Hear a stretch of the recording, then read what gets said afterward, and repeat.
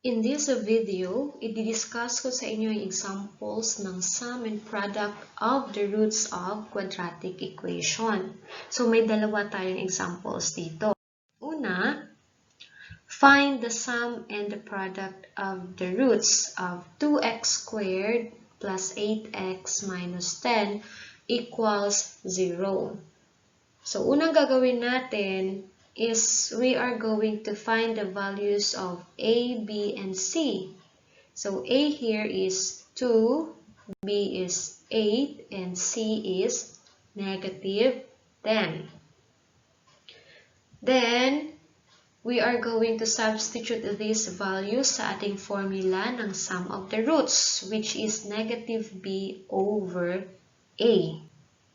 And diniscuss ko po yan kung paano naging negative B over A sa previous videos natin na Math 9 Lesson 4, the sum and the product of the roots of the quadratic equation in this channel also. Okay, so kung hindi mo pa yun na panood, please watch para maintindihan kung bakit naging negative B over A ang formula ng sum of the roots. Ganun din po yung sa product of the roots. Okay? So, continue tayo. Isa-substitute lang po natin yung value ng B and A. So, B is 8 and C and A, is 2. So, negative 8 divided by 2 is negative 4. Yan na po ang sum of the roots ng quadratic equation natin. Ganun lang po kadali. Okay? And the product of the roots is C over A. So, C is negative 10 and A is 2. And the answer is negative 5. So, the product of the roots of 2x squared plus 8x minus 10 equals 0 is negative 5. So, ganun lang siya kasimple. Okay, so remember the formula for sum of the roots is negative B over A and the product of the roots is C over A. Okay? So, proceed tayo. So, yung sum of the roots ng equation na to is negative 4 and the product is negative 5. So, we need to know the roots. Okay, what is the value of x sub 1 and x sub 2? So, paano natin yan malalaman ang values nila? So, we have here one way of solving the roots. You are just going to find the factors of negative 5 whose sum is negative 4. Maghahanap ka lang ng dalawang numbers na pag i-multiply mo, the answer is negative 5. At pag i-add mo, the answer is negative 4. Okay? Since 5 is a prime number, so dalawa lang yung factors niya. 1 and 5. Right? So, negative 1 and positive 5 or positive 1 and negative 5. So, the first factors are negative 1 and positive 5. Okay? So, pag i-add kaya natin ang dalawang number na to, will gives us negative 4?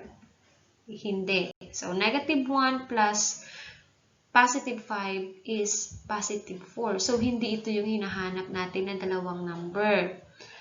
Okay? So, what are the other factors? We have positive 1 times negative 5. Yan. Pag i-add natin, the answer is negative 4. So, ito yung hinahanap natin na number.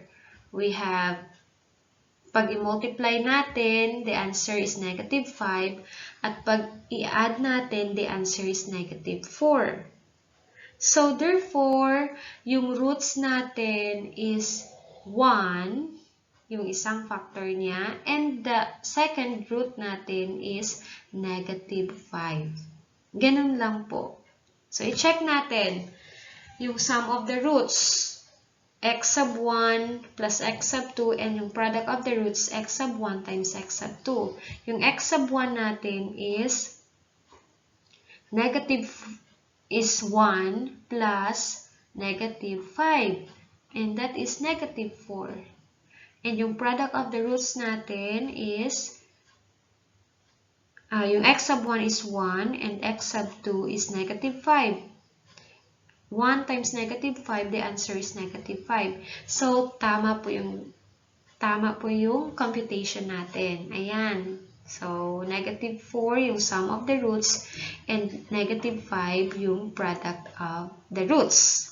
Okay, so that is one way. Another way of solving the roots of the quadratic equation is by using the quadratic equation. So, yung quadratic equation natin, x equals negative b plus minus square root of b squared minus 4ac all over 2a. And the values of a, b, and c natin is 2, 8, and negative 10 respectively. So we are going to solve for x sub 1 and x sub 2. And ito yung roots natin kanina, yung x sub 1 is 1 and x sub 2 is negative 5. So, tingnan natin if we will get the same answer. So, start tayo sa x sub 1. Substitute 8 in terms of b, 2 in terms of a, and negative 10 sa c. We have now negative 8 plus square root of 8 squared minus 4 times 2 times negative 10 all over 2 times 2. X sub 1 equals negative 8 plus square root of 64 plus 80. Saan galing yung 64?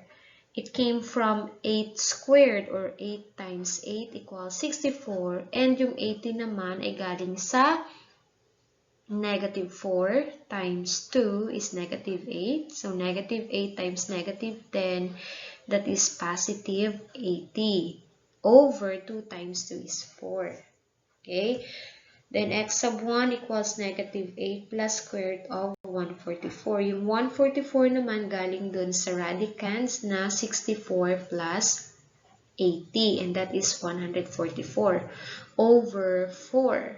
X sub 1 equals negative 8 plus square root of 144 is 12 over 4.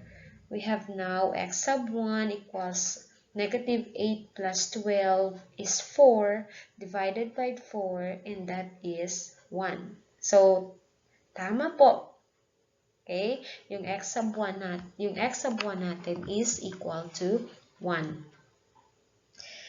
Then, let us now solve x sub 2.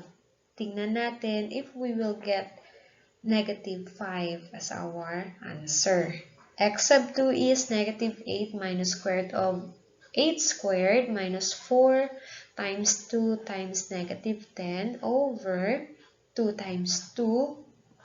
So, we have negative 8 minus square root of 8 times 8 is 64 plus 80 over 4.